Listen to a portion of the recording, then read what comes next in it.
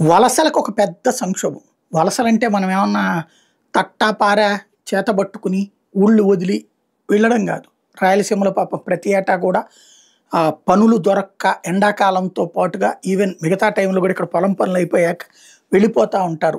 కర్ణాటకకో, తమిళనాడుకో అట్లాగా. అలా కాదు. కానీ చదువుకున్నటువంటి వాళ్ళే లేదా చిన్నపాటి చదువు ఉన్నటువంటి వాళ్ళు మన దేశంలో కాస్త డాలర్‌లో డబ్బులు సంపాదించుకోవచ్చని జెప్పేసి అక్కడికి పోతుంటారు. ఏ ఏ ప్రాంతాలకి ఎస్పెషల్లీ మన అరబ్ ప్రాంతాలకి. ఇప్పుడు ఇరాన్ సంక్షోభం నేపథ్యంలో అదొక సమస్య అవుతుంది. ఇరాన్‌కి వెళ్ళేటటువంటి వాళ్ళు ఉపాధి కోల్పోతున్నారు. అక్కడ ఉన్నవాళ్ళు కూడా ఉపాధి కోల్పోతున్న పరిస్థితి.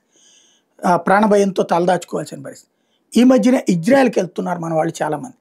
వాళ్ళకి ఇప్పుడు సమస్య అక్కడ ఉపాధి అవకాశాలు కరువు. ఇప్పుడు ఈ సందర్భంగా తలెత్తిన సంక్షోభం కారణంగా టోటల్‌గా 40-50% మంది ఇప్పుడు తిరిగి వచ్చేయాల. వాళ్ళకి ఉద్యోగం, ఉపాధి కష్టం. అక్కడ ఉన్న వాళ్ళకి నష్టం. దీని ఇంపాక్ట్ ఆర్థిక సంక్షోభం కోరుకుంటే ప్రపంచవ్యాప్తంగా ఇతర ప్రదేశాల్లో ఉద్యోగాలకి ప్రాబ్లమే. ఏం జరుగుద్దో చూడాలి.